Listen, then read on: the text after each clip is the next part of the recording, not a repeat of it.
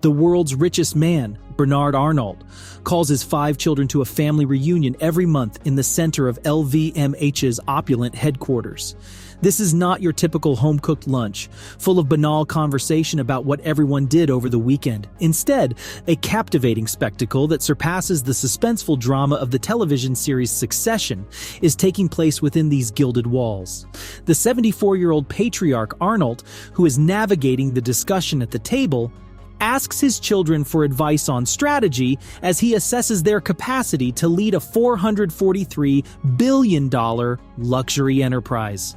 Each response transforms into a make-or-break statement that could decide who among Delphine, Antoine, Alexander, Frederick, and Jean will ascend to control the illustrious mammoth syndicate of Louis Vuitton, Christian Dior, and Tiffany & Company. The meeting typically lasts an attention-demanding 90 minutes. You see, the Arnaults are using their power and legacy tale as a private audition for the LVMH throne, rather than just a family drama. Grab your designer purses and LVMH-branded baggage as we take you on a tour through how the richest man in the world will make the most important decision of his life in today's film at Old Money Luxury. A titan among businessmen, Arnault began his voyage within the confines of his father's modest company. He chiseled it into a colossal piece of land like a skilled sculptor. His commercial strategies were as brutal as a winter storm, garnering him the frightening nicknames the Terminator and Wolf in Kashmir. Arnault, who was born in 1949 under gloomy skies in rural France, has always been fascinated by the fashion industry. He replaced his father at Ferret-Savinel after receiving his degree from École Polytechnique, France's most prominent engineering school, in 1971. Farinel was born as a result of his imaginative sight convincing his father to turn the business towards the glistening skyline of real estate. When Arnault saved the luxury goods company Boussac Saint-Frère, whose star product was Christian Dior, the tides in his life were drastically turned. With the exception of the Crown, Christian Dior, and the fortified-looking Bon Marché department store, he rushed in like a hawk and sold off all the assets. The business achieved profitability by 1987 after emerging from the ashes like a phoenix. He created the luxury brand masterpiece LVMH, Mott Hennessy Louis Vuitton, in 1987. His purchases were as aggressive as sharks, and his strategic vision was as ferocious as a lion, which caused conflicts with other stakeholders. But Arnault, ever the conqueror, triumphed, elevating himself to the position of chief executive officer and largest shareholder. LVMH rose to prominence as one of the most extravagant luxury conglomerates in the world under Arnault's skilled direction. He engaged in a hostile acquisition war against Gucci in the late 1990s, which led to legal disputes, but ultimately resulted in LVMH making significant profits. With the acquisition of well-known companies like Tiffany & Company, Marc Jacobs, and Bulgari, Arnault's unrelenting development reached new heights. Even the COVID-19 pandemic's difficulties were unable to stop him from acquiring Tiffany & Company in January 2021. With more than 70 brands, including recognizable names like Louis Vuitton, Dior, and Bulgari, LVMH today dominates the luxury industry. The company has a remarkable market share of over 13% in the worldwide luxury market, demonstrating its supremacy in the sector. The choice of who will succeed Arnault as ruler of this huge empire, however, is by no means an easy one. The great narrative of the LVMH empire has far more at stake, therefore the succession plan will definitely be a properly thought out and deliberate procedure. Since the children of the Arnaults were small, succession has been a carefully planned process.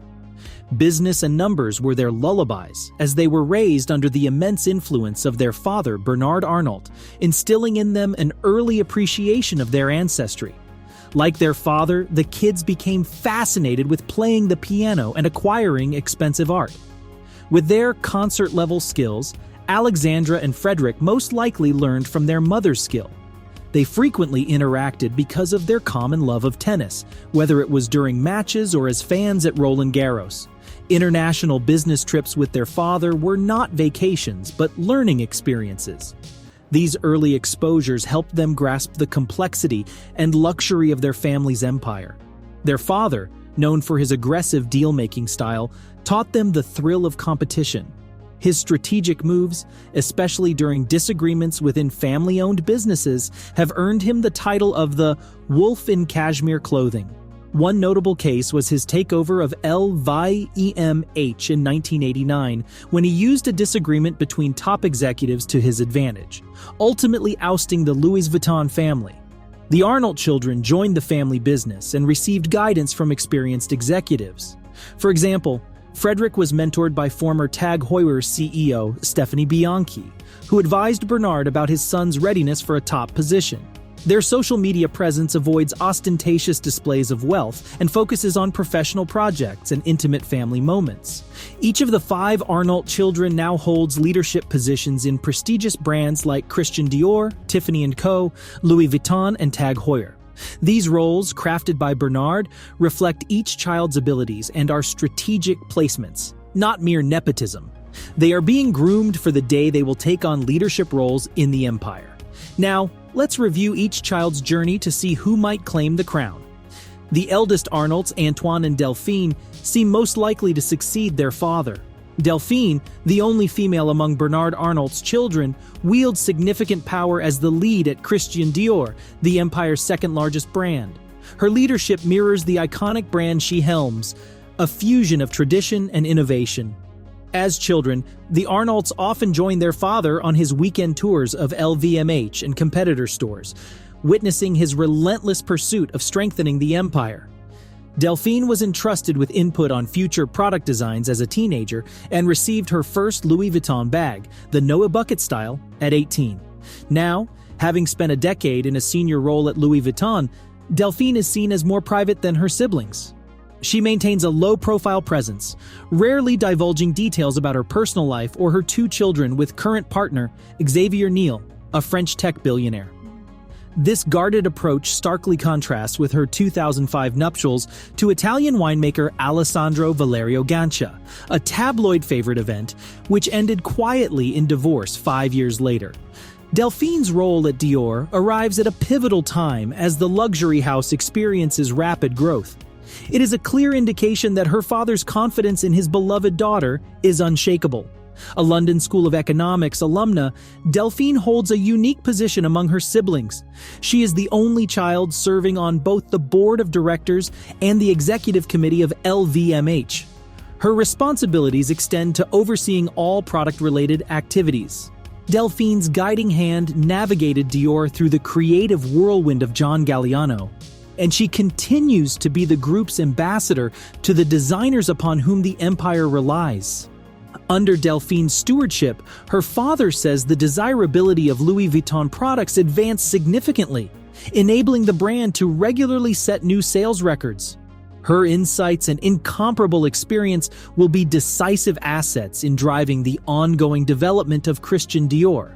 Delphine's promotion followed less than a month after her main competitor for the LVMH throne, younger brother Antoine, was appointed as CEO of Christian Dior SE, the holding company controlling LVMH, and vice chairman of its board. Now Antoine Arnault, the firstborn son of Bernard Arnault, holds the reins of the family's holding company that supervises their vast fortune. Born in 1977 to Bernard's first wife, Anne de Wavrin, his charismatic persona is apt for his influential role. Antoine's journey with LVMH began in 2005 in the advertising department, and within 2 years he climbed up the ranks to become the director of communications at Louis Vuitton. His time there was marked by successful campaigns featuring eminent figures like Angelina Jolie, Bono, Muhammad Ali, and Mikhail Gorbachev. In 2020, Antoine was appointed CEO of Christian Dior SE, the holding company used by the family to control LVMH. He also manages Berluti, a renowned shoemaker, and is the non-executive chair of the luxury cashmere label Loro Piana. Antoine's tenure at LVMH is adorned with several noteworthy achievements. He introduced the Core Values campaign in 2012, featuring political figures, athletes, and celebrities. His leadership of Berluti has seen the brand's rapid expansion, with store openings in California, Dubai, and New York City. Antoine's investment of 100 million euros has helped transform Berluti from a colorful shoemaker to a luxury menswear brand. Under his watch, Berluti's business soared from roughly $45 million to an impressive $130 million a year in sales. His influence extends to his role as chair of Loro Piana, a global leader in high-end cashmere and other fabrics following LVMH's acquisition of the brand. He has also been a vocal advocate for the luxury industry's future, emphasizing the importance of digital tools for consumer engagement.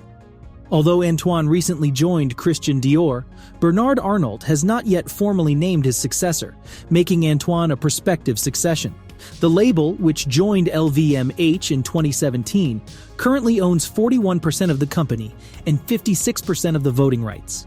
But just like in the television show Succession, there's always a chance that the final game's victor will be a dark horse or wild card. Frederick, the current CEO of Tag Heuer, emulates his father's management approach, while each of the younger three kids, Alexandra Jean, carves out a position in the empire. Like his father, Frederick earned his degree from the prestigious École Polytechnique, and at the young age of 25, he took over Tag Heuer, making him a prospective candidate. An executive at Tiffany, Alexandra emanates an air of Americana and exhibits a keen awareness of the swiftly evolving digital scene. While not a CEO-level post, his role at Tiffany holds a lot of weight as he attempts to revive a company with a steep $15.8 billion price tag. The campaign he ran in 2021 with Jay-Z and Beyoncé, two of his close friends, was contentious but well-publicized, and it extended into 2022. Jean, meanwhile, has established his own position in the family firm by managing marketing and product development for Louis Vuitton's watch division. The choice of a successor may also be influenced by the personalities of the candidates. Antoine and Alexandra are more outgoing, while Delphine and Frederick are thought to be more competitive. But from an early age, each child has been prepared to succeed in the family business. The richest man in the world, Bernard Arnault, has a lot on his mind with all of this to think about. Who will control the $400 billion is the puzzling question that we at Old Money Luxury will be anticipating with bated breath. It's now your turn to comment. Let's see you there. In this real-life Game of Thrones for the Arnault family's succession, who do you predict will prevail? Please share your opinions with us, and as always, we appreciate you being a part of Old Money Luxury.